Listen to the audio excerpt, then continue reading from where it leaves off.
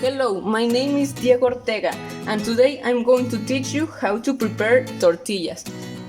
The first thing that we are going to do is wash our hands. I already do this.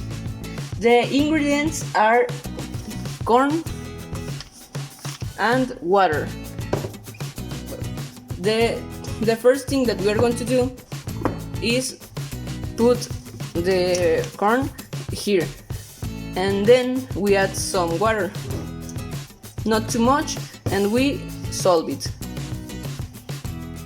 If we see that the mixture is like water, we add some more and continue. Then we grab a small amount to make a ball, and we put her in a steam roller. We do this, and we close it,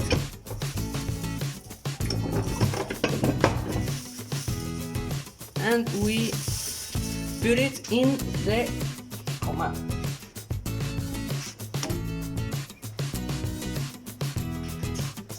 After a time it will be ready, or tortilla. This also can use it to do sopes, and it is that in this form.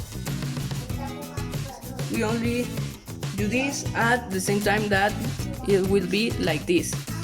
This is how to do tortillas and sopes. Thank you for watching.